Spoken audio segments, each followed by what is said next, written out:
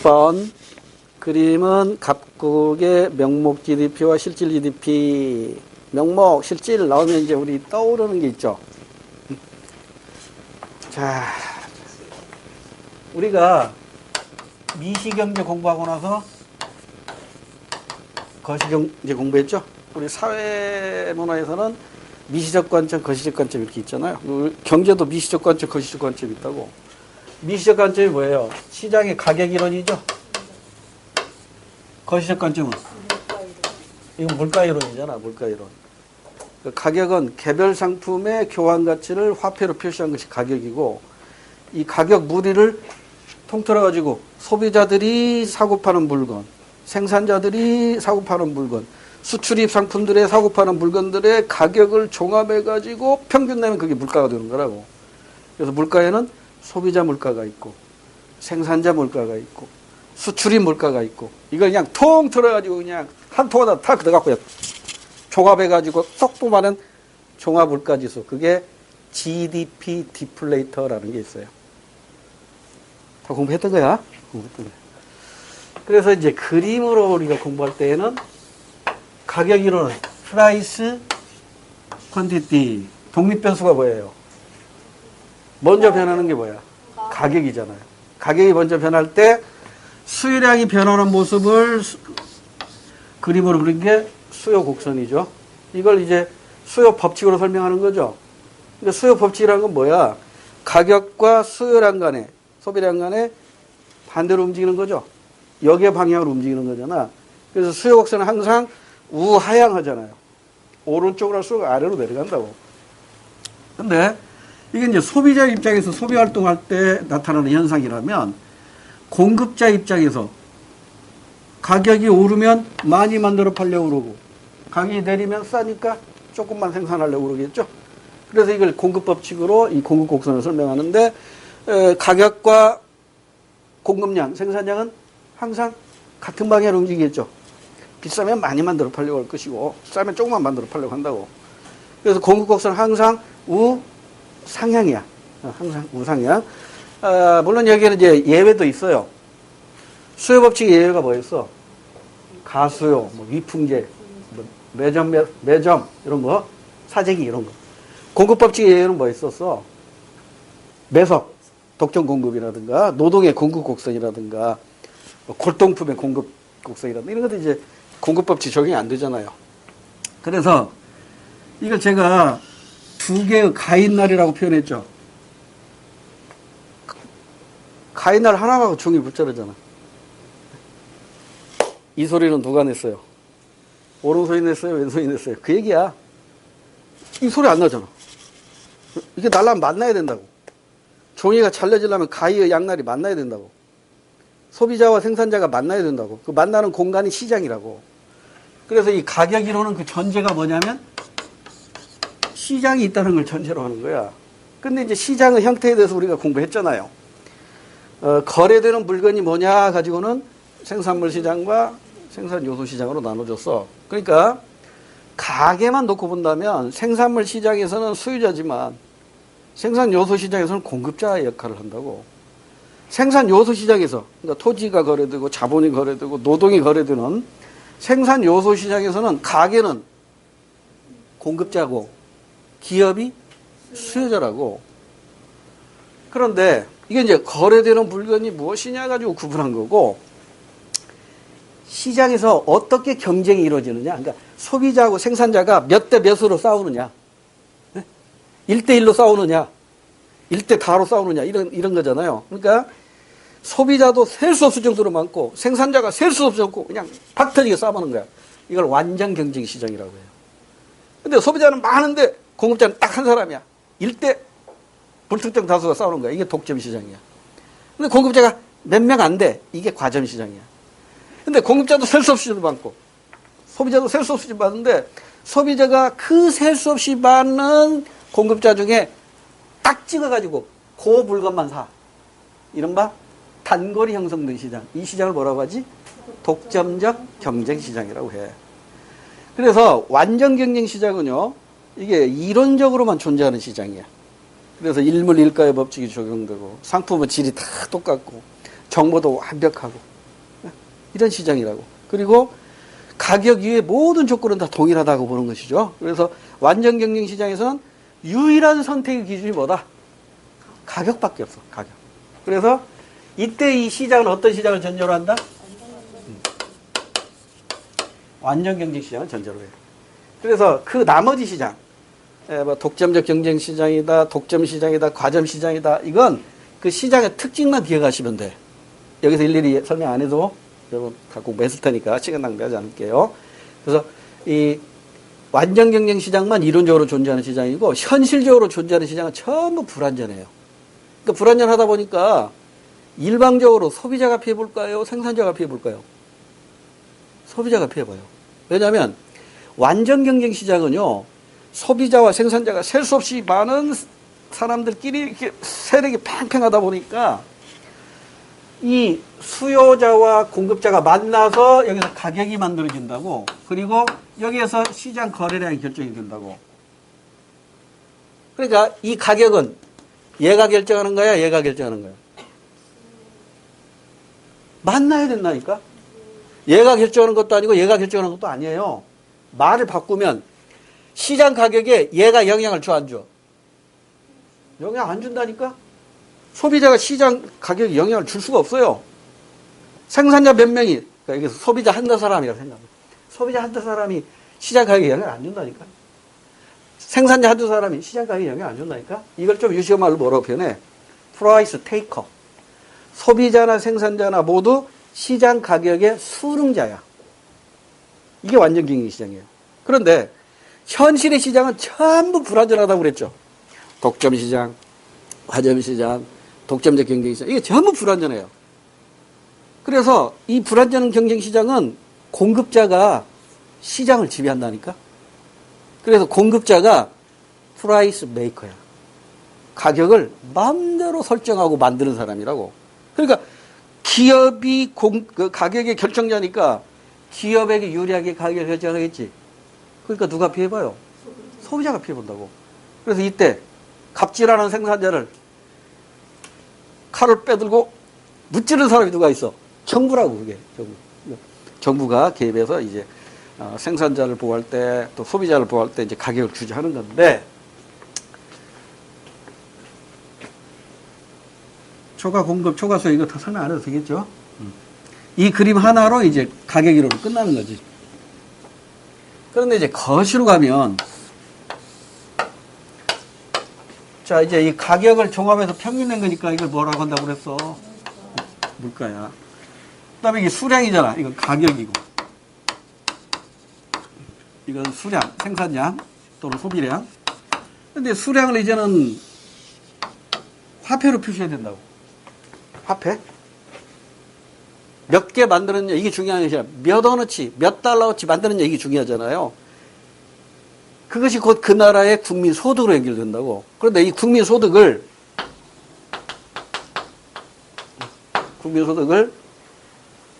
1995년까지는, 95년 이전까지는 뭘로 측정했다고 그랬어요?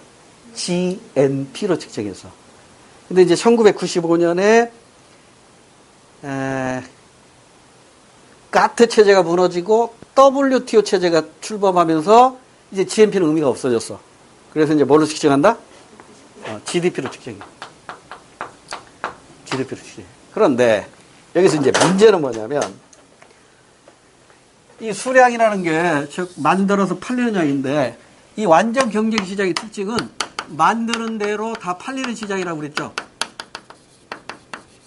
만들면 다 팔리게 돼 있어. 재고라는 게 없는 시장이야. 그러니까 이론적인 거라고. 이론적인 시장이라고. 이게 만들어졌어. 그럼 다 팔리는 거야. 그리고 그 만들어서 팔린 것이 결국 국민의 소득으로 하는 거야. 그런데 이 국민 소득을 측정할 때, 국민 소득을 측정할 때, 자, 이게 생산량이야. 당해년도. 이거 너무 길어지니까 우리 약식식으로 공부했잖아요. 당해년도 생산량에다가 당해년도의 시장 가격을 곱한 거야. 올해 쌀이 몇 가마니가 생산이 됐어. 근데 이게 시장에서 한 가마니에 얼마씩 팔리고 있네? 그러니까 당해년도 가격을 곱해. 이렇게 측정할 수도 있고, 이렇게 측정할 수도 있고, 당해년도 생산량에다가 올해 가격이 아니라 작년 거하고 비교하기 위해서 작년도 가격 가지고 계산할 수도 있잖아. 기준연도 가격. 기준연도 가격으로 측정해서 계산할 수 있다고. 그래서 올해 생산량에다가 올해 가격을 곱한다는 얘기는 작년보다 올해가 물가가 오르면 이게 커지겠지. 작년보다 물가가 내리면 이게 작아지겠지. 그러니까 물가가 오르고 내린 것이 이 안에 다 포함되어 있는 거죠. 따라서 물가가 변화된 것을 포함한 국민소득 개념이 바로 명목 GDP야. 이게 명목 GDP라고. 그러니까 명목 GDP는 물가랑 항상 같은 방향으로 움직이겠죠. 물가가 오르고 있어요. 그럼 명목 GDP는 커져, 작아져? 커져. 물가가 내리고 있어요. 그럼 명목 GDP는 커져, 작아져? 작아지는 거야. 그런데 당해년도 생산량은 똑같아. 당해년도 생산량인데 여기에다가 당해년도 가격을 곱하는 게 아니라 과거 가격을 곱하는 거야. 이건 현재 가격이고, 현재 가격이고, 이건 과거 가격이라고. 과거. 그러니까 작년도일 수도 있고, 저작년일 수도 있고, 이거 기준연도를 정확히 나름이야. 아무 말 없으면 전년도를 기준으로 하는 거예요. 전년, 작년. 과거 가격이라고. 그럼 여기는 물가가 오른 것이, 오르고 내린 거, 올해 물가가 오르고 내린 것이 포함되어 있는 거야, 안 되어 있는 거야? 안 되어 있는 거지. 그냥 작년도 가격으로 하는 것이니까. 이걸 우리는 실질 GDP라고 해요. 그럼 보세요. 명목 GMP는, 봐. 당인도 생산량이 100개 만들어졌어. 그러니까 올해 100개 만들어졌어. 근데 당인도 가격이 100원이야. 근데 작년도 가격은 80원이었어. 그러면 명목 GDP는 얼마야? 명목 GDP는? 10,000원이죠? 10,000원이야. 실질 GDP는 얼마야? 8,000원이죠? 8,000원이잖아. 그러면 작년 것하고 비교해 보는 거야. 그러니까 작년에 이게 90개 했다고 해봐. 9,000원. 작년에 이렇게 또 오해가 있을 수 있으니까.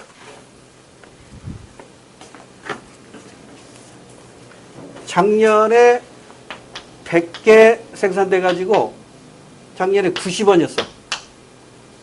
그러면 작년에 명목 GDP는 얼마야? 9,000원이죠. 그러면 명목 GDP를 보니까 커졌지? 커졌잖아. 여러분, GDP가 커질 때 우리는 경제가 성장했다 이렇게 얘기해. 우리 사람도 키가 크고 체중이 많이 나가면 많이 컸네, 많이 성장했네 이렇게 얘기하듯이 한 나라 경제도 생산량이 늘어나야 경제가 성장했다고 하는 거예요. 근데 여기 봐봐. 생산량 늘었어, 줄었어? 똑같잖아.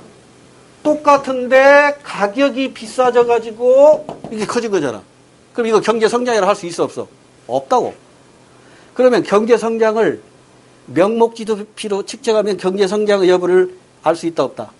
없어요. 그런데 보세요. 이 당인도 가격은 물가가 오르고 내릴 때마다 변하는 거지만 기준연도 가격은 고정되어 있잖아요. 그러니까 작년에 90원이었어? 그럼 올해도 90원이 되는 거야. 올해도 90원이 되는 거야. 똑같이 100개 했네? 그럼 이거 얼마 나와? 작년에도 100개 했고 90원이었으니까 이거 얼마야? 이게 실질 GDP로 해야 되니까 기준연도 가격 작년도 가격이 90원이니까 이거 9,000원 맞네. 9,000원이. 근데 올해는 어떻게 됐어요? 이게 얼마가 되는 거야? 9,000원이죠? 똑같이 100개가 만들어졌다고 했을 때 여기 100개 곱하기 90원 이렇게 했을 때는 경제가 성장하지 않은 거죠? 똑같이 9,000원 나왔잖아. 그런데 작년에 90개 만들어졌어. 작년에 90개 만들어졌으면 이게 얼마가 되는 거예요? 99 81이죠? 8,100원이 나고 그러니까 작년에는 90개 만들어졌는데 올해는 100개 만들어졌어. 뭐가 똑같지? 가격은 똑같잖아. 그러니까 생산량을 분석하려면 실질 GDP가 줘야 된다고. 그래서 이 국민소득 계산할 때 이 GDP는 실질 GDP다, 명목 GDP다. 실질 GDP인 거야. 이제 경제 성장과 연기시킬 때는 항상 실질 GDP를 생각해야 돼요. 그러면 물가가 오를 때 실질 GDP는 어떻게 돼?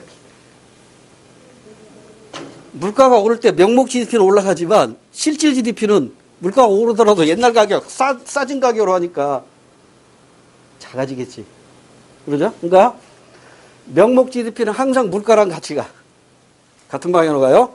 실질 GDP는 물가랑 항상 반대로 가.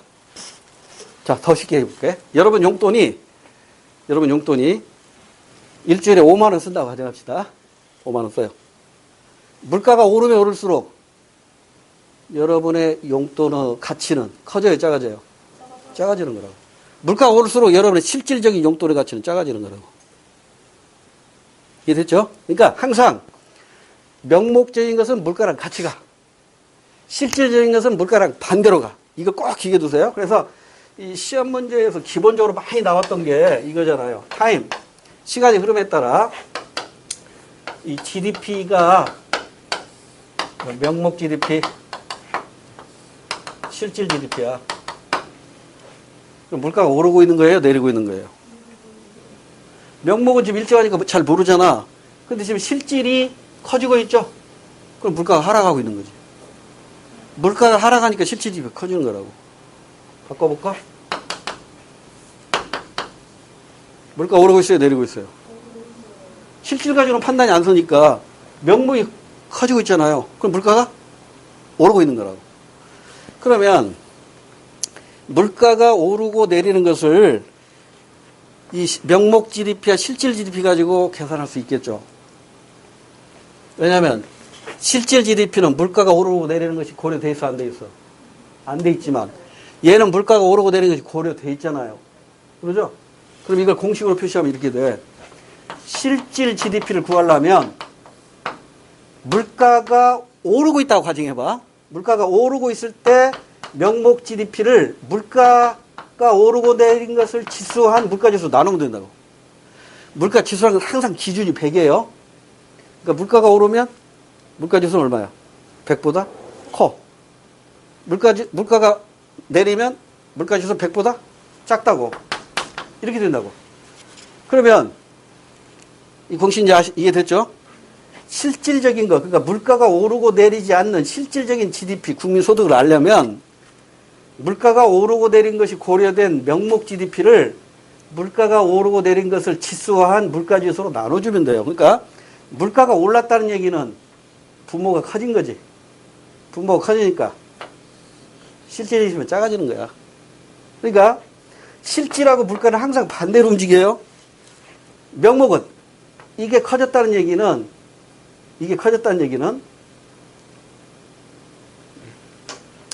요 공식으로 헷갈리니까 요것만 놓고 봅시다. 물가지수와 실질은 반대로 움직이죠. 그럼 반대로 명목과 물가지수는 반대로 움직이겠지. 얘가 커지면 얘는 어떻게 돼요? 이것이 일정하던 상태에서 얘는 작아져야겠지. 아, 헷갈리겠다. 자, 일단 이 공식을 변형을 시켜볼게요. 얘하고 얘를 서로 맞바꿔도 등식이 성립하죠. 얘를 이쪽으로 보내고 얘를 이쪽으로 보내자고요. 물가 지수 이퀄 실질 GDP분의 명목 GDP 곱하기 100. 똑같은 공식이에요. 똑같은 거예요. 이때 이 GDP를 이 물가지수를 GDP 가지고 환산했다 해서 이 물가지수를 이렇게 불러요. GDP 환가지수. 근데 우리나라에서 환가지수보다 원어로 많이 써. 환가지수라는 영어 단어가 디플레이터라는 단어가 있어요. 그래서 GDP 가지고 물가지수를 만들어냈다. 이거 GDP 디플레이터라고 해요. 그러니까 GDP 디플레이터를 계산하려면 뭐만 알면 된다? 실질 GDP와 명목 GDP만 알면 되는 거예요. 그러니까 분모가 실질 GDP, 분자가 명목 GDP. 자, 다시. 당해도 생산량. 어느 한 해의 생산량은 똑같겠죠? 근데 이걸 물가가 고려된 현재 가격으로 계산하면 그 명목 GDP가 되는 것이고, 현재가 아니라 작년도 걸 또는 재작년도 걸 과거 가격을 기준으로 해서 계산하면 그게 실질 GDP가 되는 거예요. 그럼 보세요. 여기에서는 물가 지수가 GDP 디플레이터가 얼마 나올 거야? 얼마 나와? 여기서 GDP 디플레이터가 여기에서는 100이겠죠? 실질과 명목이 같으니까. 실질과 명목이 같다는 얘기는 얘도 같고 얘도 같다는 얘기지. 당해인도 생산연도 같고 가격도 같다는 얘기잖아. 그럼 그게 바로 기준연도가 되는 거야. 그래서 이 그림에서 이 타임, 여기를 T0라고 합시다. 이게 기준연도가 되는 거야. 그러면 이 기준연도를 기준으로 해서 이쪽은 물가지수 봐. 100보다 클까 작을까? 지금 물가가 오르고 있지.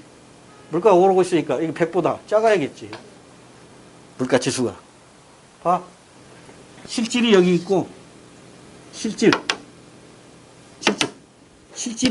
명목보다 크잖아. 실질이 크니까 분모가 크잖아. 그러니까 물가 지수는 100보다 작아야겠지. 그러지? 그럼 이쪽은 어때? 이쪽은 실질이 작고 명목 커. 분자가 커. 그러니까 100보다 커야겠지. 이런 순으로 나오겠지. 뭐가? 물가 지수인 GDP 디플레이터가. 이걸 기본적으로 알아야 실질 GDP와 명목 GDP의 관계에 관한 문제를 풀어나갈 수가 있어요. 됐죠? 근데 이렇게, 그래? 맞아.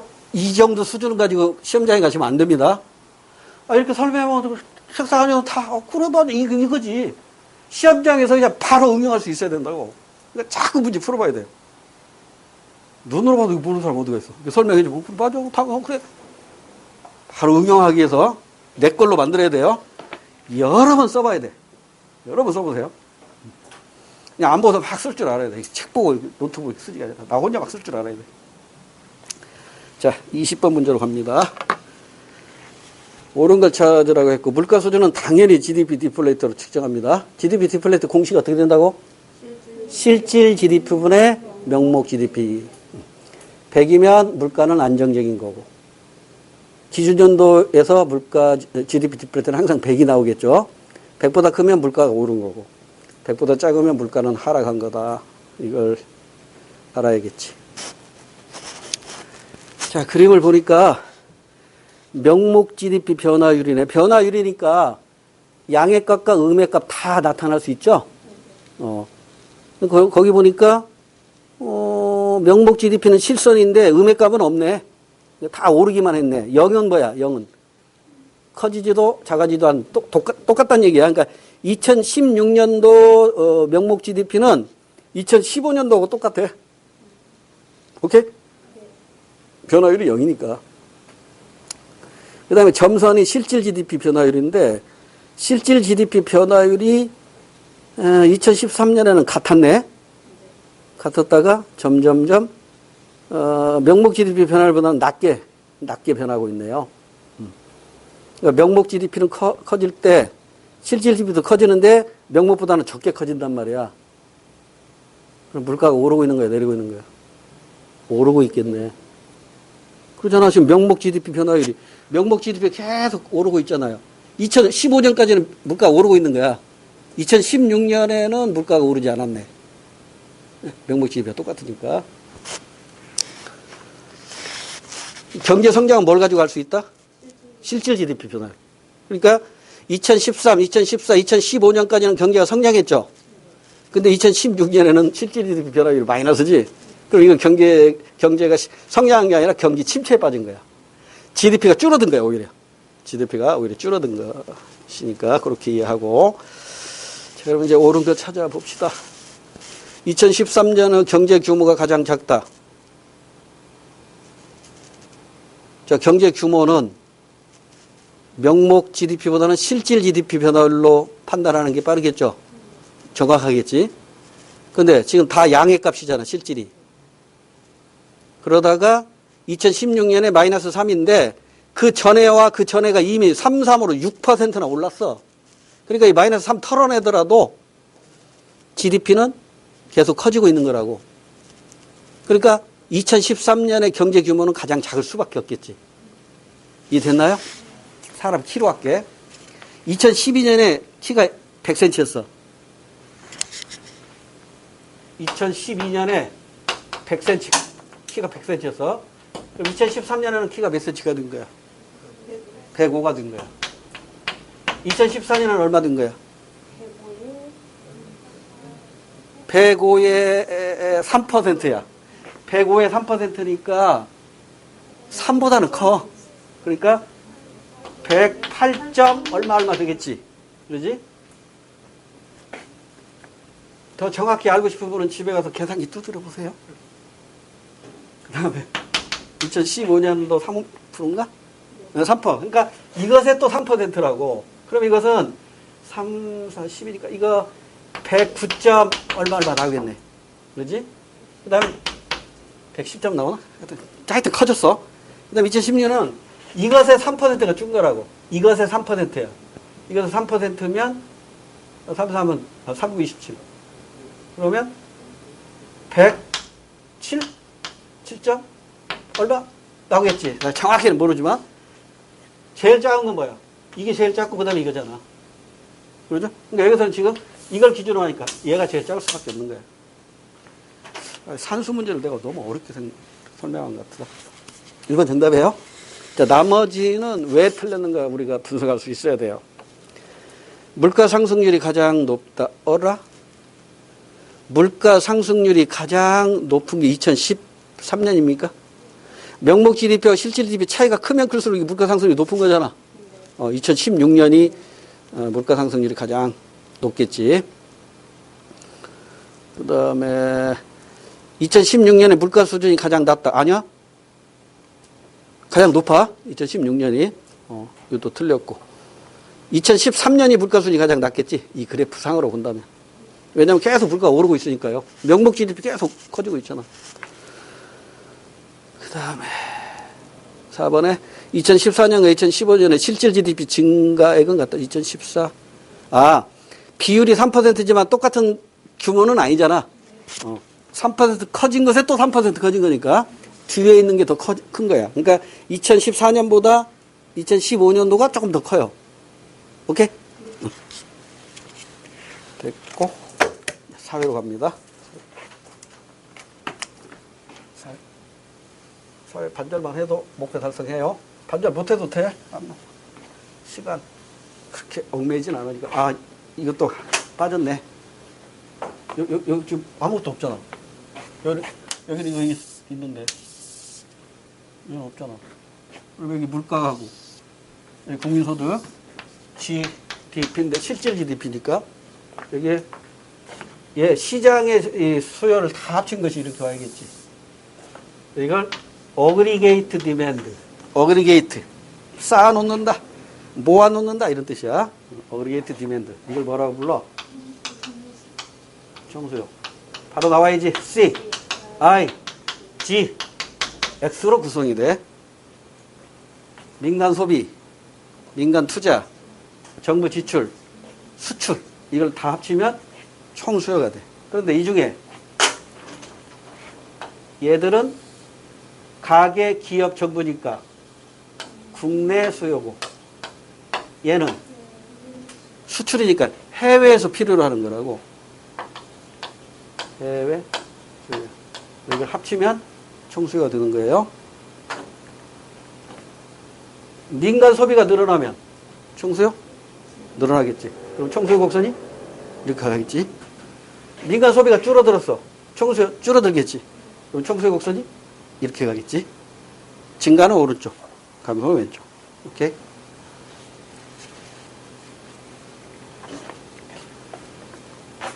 개별적인 공급 곡선을 전부 더하면 이렇게 되겠지. 어그리게이트 서플라이.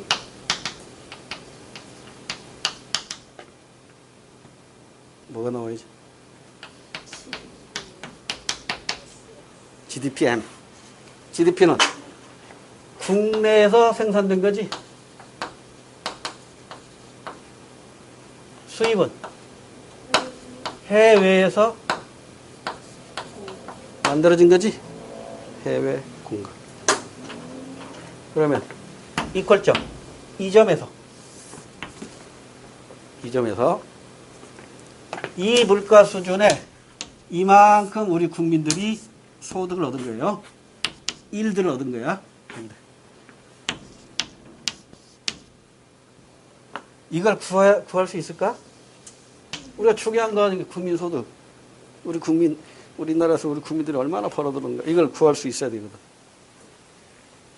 자, 국민소득. GDP는 구할 수 있죠? 플러스 M하고 CIGX하고 얘하고 얘가 만나고 있잖아. 그러니까 얘하고 여기서 만나고 있으니까 얘하고 만나고 있는 거잖아. 그러면 GDP 계산되죠? GDP equal C I G X 마이너스 M. 수출과 수입을 합치면 두 글자로. 몇번 했잖아. 수출 수입을 두 글자로. 수출 수입 두 글자로. 몰라? 내가 수업 시간에 여러 번 얘기했는데. 무역. 수출 수입 두 글자 무역이잖아. 무역. 그러니까 무역을 묶어버려. 이렇게. 그러면 이거 플러스면 이제 순수출이 나타나는 거고, 마이너스면 순수입이 나타나는 거겠지. 오케이? 그럼 GDP 이렇게 계산이 되네요. 여러 번 얘기했는데 수업 시간에. 자, 이제 대답해 보세요. 가계 소비가 늘었어요. GDP 증가. 기업의 투자가 늘었어요. GDP. 정부의 재정 지출 늘었어요. GDP. 수출이 늘었어요. GDP. 왜 힘이 가? 다시. 수출이 늘었어요. GDP. 증가. 약간 쉽지. 수입이 늘었어요. GDP. 알아? 여기서 대답이지. 이게 수능에서 나왔다고. 출제가 됐어. 우리 임용시험 아직 안 나왔어요. 근데 이거 오답률이 높았어. 수출은 누가 만든 거지? 우리나라 안에서 만든 거지. 이거 번역해봐. 그로스 도메스틱 프로덕트야. 도메스틱. 국내에서 만든 총량이라고. 국내 총 생산이라고. 얘는 국내에서 생산한 거지. 얘는 누가 생산한 거라고 그랬어. 여기 있잖아. 해외에서 생산된 거라고. 그러니까 수입이 늘었어. 그럼 GDP 어떻게 돼? 왜 대답을 못해? 수입은 GDP에 영향을 안 준다니까? 그럼 이거 공식만 보면 이제, 얘가 늘었다고요? 그러면 마이너스가 늘었네? 그럼 얘가 줄어들어요? 이렇게 하는 순간 여러분 그냥 땡이라니까? 그러면 이제 질문 나와야지. 그럼 왜 공식 잘못됐잖아요? 왜 수입이 GDP에 영향을 안 줘? 왜 영향을 주고 있는데? 여기에서는 영향을 안 줘. 여기서 영향 안 주는데, 이 수입한 것을 정부가, 기업이, 가게가 사다가 쓸 거 아니야. 그때 GDP에 영향을 준다고, 그때. 그러니까 이 공식만 가지고 해외 생산이 GDP에 영향을 준다 하면 이거 틀린 거라고. 이거 영향 안 주는 거야. 난이도가 여기까지 수능에서 나왔어요. 근데 우리 시험에서 여기까지 나올지 안 나올지는 몰라. 아직까지 한 번도 안 나왔으니까. 나온다면 여러분 이제 다른 사람 다 틀리는 거, 우리가 맞는 거야. 그러니까 우리가 공부하는 이유가 남들 다 맞는 거 같이 맞고, 남들 틀리는 거 맞아야 되는 거예요. 그래서 이제 목 터지게 얘기하는 거잖아. 됐죠? 자, 그래서 미시하고 거시는 이 그래프 자체가 달라요. 여기는 수요, 공급 곡선이지만 총수요, 총공급 곡선이고, 총수의 구성 요소 4가지, 총공급 구성 요소 2가지. 균형이 이루는 점에서 GDP가 측정이 된다. 이 GDP가 바로 국민소득이다. 됐죠? 자, 1번. 시간 많이 가네. 자, 사회로 갈게, 이제. 이걸 또 빠뜨려서는 안 돼서 다시 설명을 드렸고요.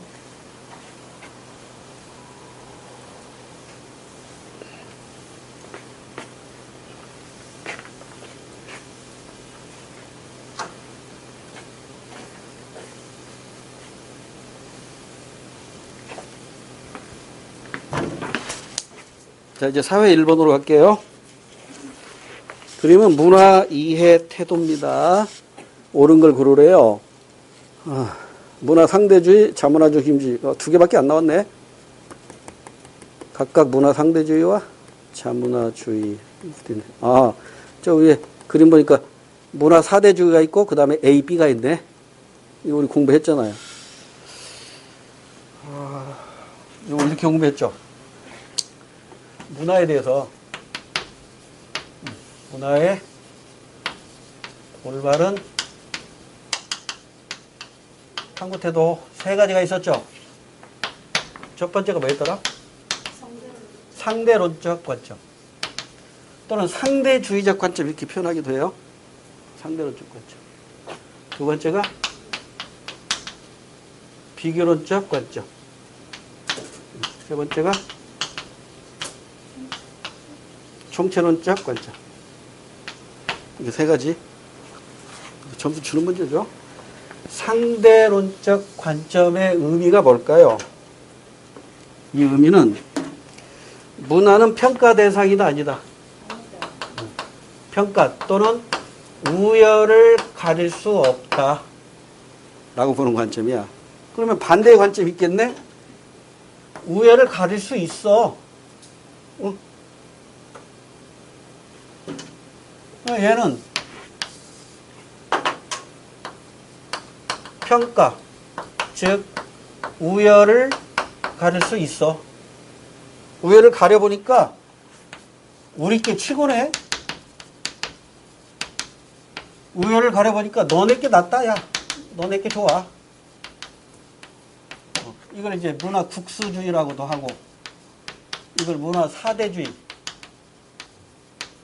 해요. 이게 바로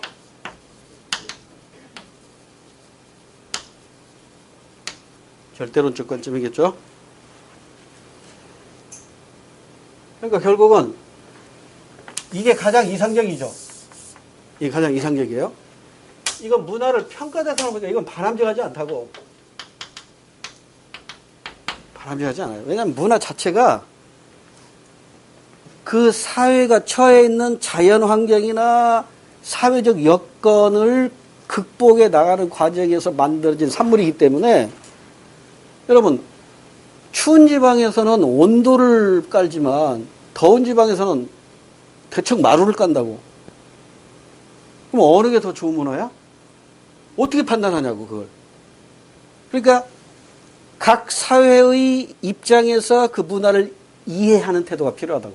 그러니까 농경사회 문화를 이해하려면 농경민 입장에서 이해를 해야 되고 유목민의 문화를 제대로 이해하려면 유목민의 입장이 되어서 그 문화를 이해하려고 해야 돼요. 우리의 보시탕 문화를 유목민들이 아주 야만적으로 보잖아. 근데 그건 우리 농경민족을 잘 모르기 때문이라니까. 우리 농경문화 생활을 이해한다면 보시탕 문화를 정말 슬픈 문화로, 가슴 아픈 문화로 이해하고 그렇게 드는 거라고. 그러니까 각 사회가 처한 환경을 그 사회적 맥락에서 이해하는 태도. 이게 상대론적 관점, 상대주의적 태도로 가장 바람직해요. 근데 이제 절대론적 관점은 야, 우리께 최고야. 우리 따라와. 이거지. 그러니까 이 자문화주의 경우에는 이게 잘못 나가면 문화 제국주의로 발전하죠. 우리 문화가 최고야.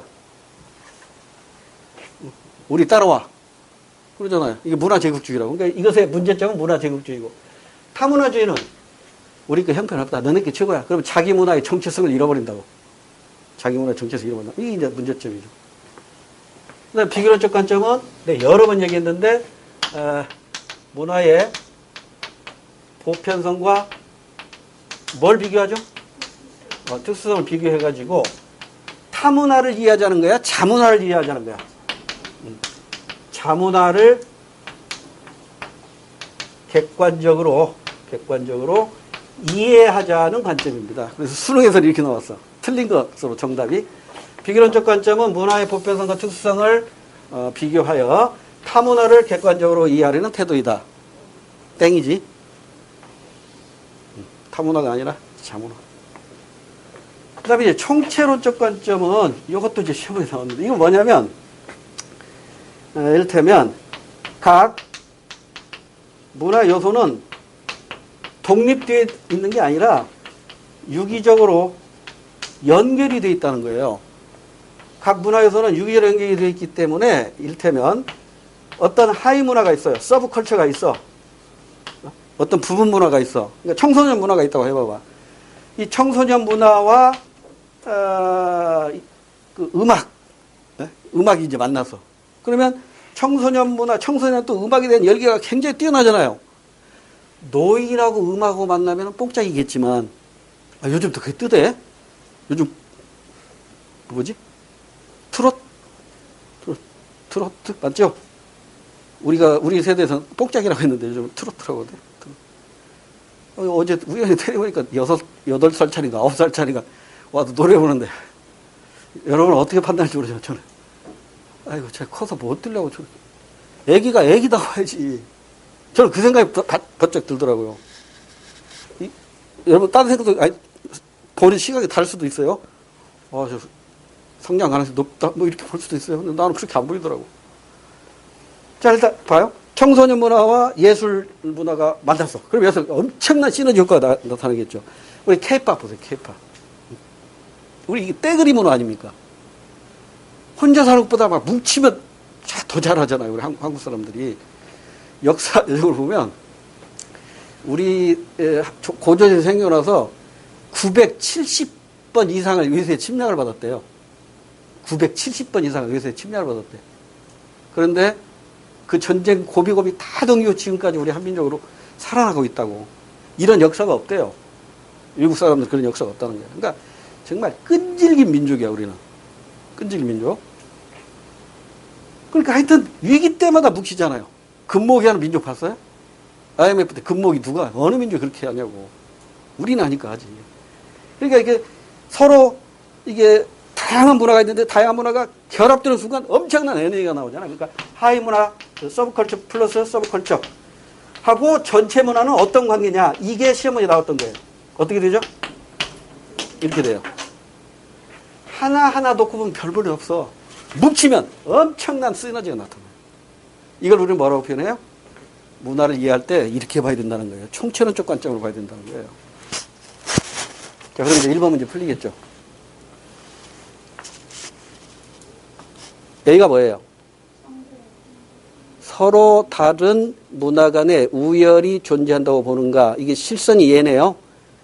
예 하면 절대주의고 아니요 하면 상대론이니까 A가 상대주의네. 상대론적 관점. 문화 상대주의. B가 자문화주의겠죠. 자, 그러면 이제 옳은 거 찾아봅시다. 1번. A는 문화 제국주의로 이어질 우려가 있다. 맞나? 땡이죠. 문화 제국주의는 자문화주의. 우리 게 최고야. 우리 영화가 최고야. 헐리우드 영화만 상영해. 이게 문화 제국주의잖아요. 영화 제국주의가 되지. 1번 땡. 2번. A는 문화 상대주의는 문화를 이해의 대상이 아닌 평가의 대상으로 간주한다. 땡. 절대론이 평가 대상으로 보는 거고 상대주의는 평가 대상으로 보지 않아요. 그 다음에 가에는 문화의 다양성 보존에 기여하는가? 예 하면 상대주의론이지. 근데 얘가 점성으로 되어 있으니까 아니오가 되네. 땡. 4번이 정답이네요. B는 자기 문화에 대한 정체성과 B가 뭐였지? 자문화주의. 자문화주의는 자기 문화에 대한 정체성과 집단 내 일체감을 강화한다는 장점이 있지만 자문화주의가 팽창하면 문화 제국주의로 전쟁까지 일어납니다. 오늘 여기까지 하고요. 다음 시간에 2번에 2번 문제에 그 오타가 나와 있어. 왼쪽 오른쪽 표가 똑같죠? 네. 잠깐만요. 네, 그래서 이것만 바꿔드릴게요.